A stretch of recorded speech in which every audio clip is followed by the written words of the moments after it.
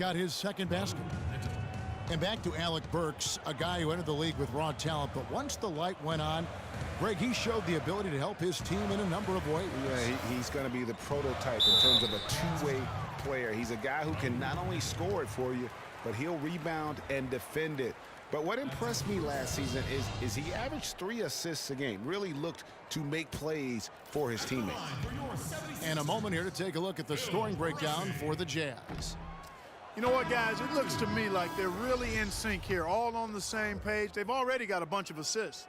And also, it's been a positive to watch that they've attacked the paint offensively as well. It's really been about the balance that they've shown. Now here's Favors. The shot by Hayward, wide open. And again, it's the Jazz from deep. And that's another assist for a team that is putting on a clinic on how to share the ball. And I love the mentality that they've had. If a shot isn't there, they're not forcing it. They're moving it side to side until they finally get the one they want. Well, with Nerlens Noel coming out, we knew he'd be a plus shot blocker. He set the Kentucky single game record with 12 in a game shot blocks. He also knew he had the chance to be a great rebounder, but we definitely knew he needed help with his shot, and that will continue on into next year. Yeah, you know, he spent the year rehabbing that knee, but also spent that year correcting his shooting form. And we're not talking about just a tweak when it comes to shooting the basketball. Now here's Burke. Favors with the screen. There's the pass to Booker. Fires from the line. No good. He has missed 3 of his 5 attempts this game. The 76ers trail by 5. On the wing, Thompson. He kicks to Noel.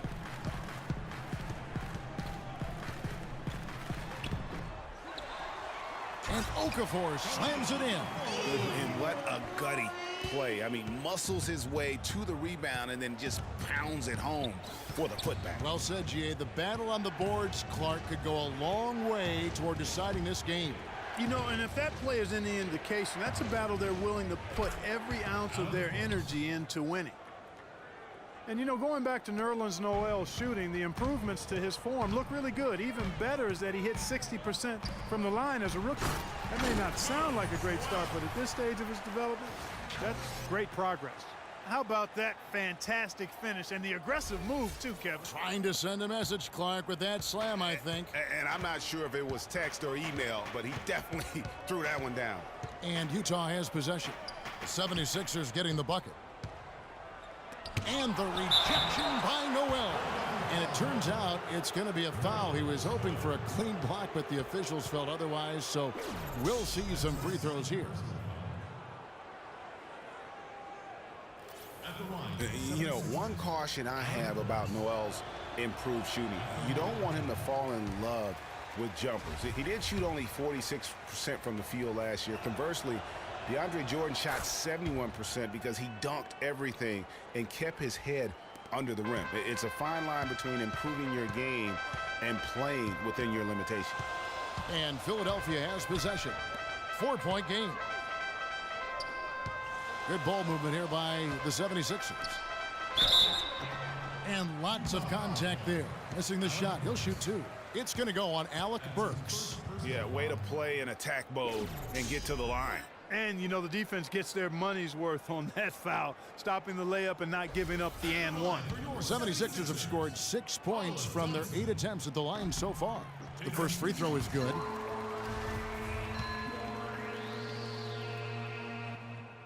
And so Thompson nails both of them. Utah has gotten both of their 3-point attempts to go down here in the second quarter. Here's Burke. Here's Favors. Foul call that time on the way up. That'll give him 2 chances at the free throw line here. You know, Clark, the thing you like about Derek Favors is he keeps adding to his game every year. You forget how young he is, too. That's exactly right. We need a reminder. This guy came into the league very early, right after a year of college. Seems like he's been around forever. That free throw, no good. And for Favors and his youth, he has made big strides. And in a few years' time could be one of the more dominant bigs in our league. Ezail Iverson is checked in for Noel. And guys, with Favors, his development, you know, you forget, sometimes it takes big men a little longer to figure it out. I mean, he's certainly been putting it together here the last few seasons. Jazz leading by 3. Burke dishes to Favors. Burks kicks to Booker. No good. And it's Philadelphia the other way. Iverson outside. On the wing, Thompson. And here is Iverson. He's had some playing time, but no scoring yet from him. Another foul would give him 3 before the half. Something to keep an eye on, guys. They are not rotating nearly quickly enough on defense down low. Got to get quicker there. Just no resistance on the interior. Grant, he's checked in for Philadelphia. The 76ers have shot 8 of 10 from the line. That's an even 80% free throw shooting here. Well, clearly the 76ers were the youngest team in the league last season, and with all the draft picks they've stockpiled, they'll be the youngest team for a while, it seems. But if the youth can grow and develop, they could also be a force in a few years, too. Timeout is called. First of the game for the Jazz.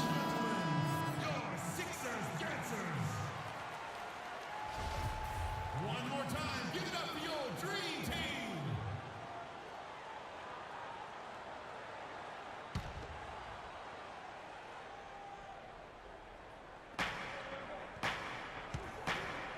Booker with it. Grant on him. No good from Booker. To give you an idea of how young this 76er team is, at one point last season, Greg, Tim Duncan had more seasons played in the NBA than the entire active roster of the 76ers. That's hard to fathom. I mean, we all know there's this youth movement going on in Philadelphia, but they still need some veterans in that locker room. Very hard for the young players to lead. Hayward kicks to Favors. And he was camped in the lane there, and he gets the 3-second call. Philadelphia ball. And the 76ers making a change here. Cannon's checked in. Utah also making some changes. Gobert comes in for Booker, and it's Joe Ingles in for Alec Burks. For Philadelphia, they've gone 4 of 8 so far here in the second quarter. Iverson outside. Okafor, high post. Off the left rim and out. And listen, sometimes even the best of us are going to miss the easiest of opportunities. Burke with it. Iverson picks him up. Favors with the screen. Now here's Gobert. He picked up 12 points in their last win against Detroit. Yeah, but the rebounding in that game as well was just tremendous. I mean, he dominated the backboard. Hayward kicks to Favors. Favors with the screen. Burke, the pass to Favors. Out of bounds. Philadelphia takes possession. Well, that's inexcusable to throw a pass that far off the mark.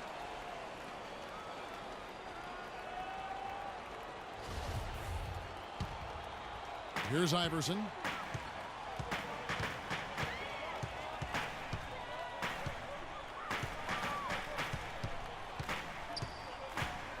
He dishes it to Cannon.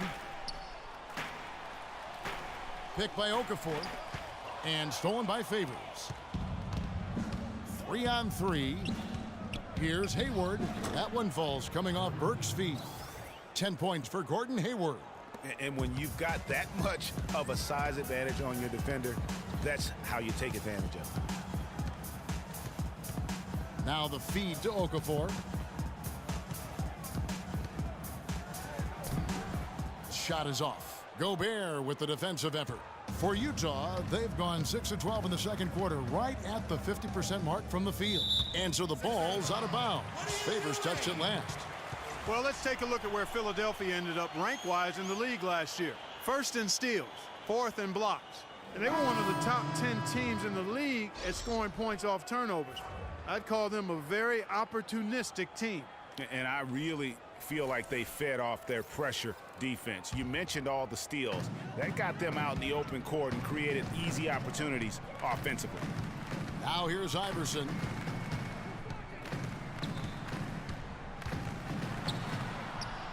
Banked in off the glass. Iverson's got it all tied up now for the 76ers. You know, huge height advantage there, but because of the great body control, he's able to cancel it out. Agreed. The body control essential in that situation. I mean, if you're giving up a bunch of height, then you better be able to manufacture things in the air. And Utah has possession after the made shot from Allen Iverson. And the basket by Ingles. How many times have we seen a possession like that from them today, ending with a basket coming off a pretty pass? Well, when you look at the assist totals, heck, they've been clearly the better team. Here's Stauskas following the bucket by the Jazz. Kicks it to Iverson. Gets that one to drop. A rare make, bumping him up to 3 for 10. And really smart to draw his man out to the perimeter. He's giving up too much size to be effective inside. Showed nice basketball IQ. I agree, Greg. I mean, if he finds his spot on the perimeter and doesn't force it, I think his outside shot will be hard to block no matter who's defending him. Utah Jazz saw one of the biggest year-to-year improvements in the league last season. The big part of that, of course, was their play on the road. And, you know, Kevin, they nearly doubled their road wins from last season by getting 17 away from home. And I thought they progressively got better as the season wore on. And for the Jazz on the road, they look to be a team built around defense now moving forward. That should bode well for their prospects as a tough matchup as a visitor. And the 76ers making a change here. Sampson's checked in. Here's Sampson. Right wing. Grant down low. The shot is off. And that's the way you want to defend. Nice job there. Always important to have that good interior defense. To the middle. Here's Withy, and fouled hard that time. He'll get to the line and shoot two. As you said with the Jazz, I mean, defense travels very well in the NBA. Teams that find ways to grind out road wins do it with really solid defense. Jazz fans have a lot to look forward to with this group. This is his first chance at the line tonight. The first one falls. Another trip to the stripe for him, and I tell you what, a little bit of a different feel here in the second quarter. A little more banging going on. Man, and it's really served them well, seeking out the contact you mentioned and putting pressure on the defense. Phil Pressey's checked in for Philadelphia. The Jazz have gone 7 of 13 for the field since the start of the second. Here's Ingles. He picked up 21 points in their last win against the Pistons in Detroit. Yeah, they've gone away from the triple as they look to protect this lead. Yeah, you know, sometimes that can be a mistake, but they weren't shooting it especially well early on, so I think it makes sense to shy away from the triple. And it's the 76ers with the ball, trailing by 4. 24 seconds left to play in the first half. Nice ball movement by Utah. Nato, Pressey defending. There's the pick. Just 4 to shoot. Nato, but they get it back. The 3 ball, no good on that last second attempt there. And a pretty tightly contested game here as we end the first half. It's the Jazz up 4. Live from Philadelphia, you're watching 2K Sports. And now, the 2K Sports Halftime Show.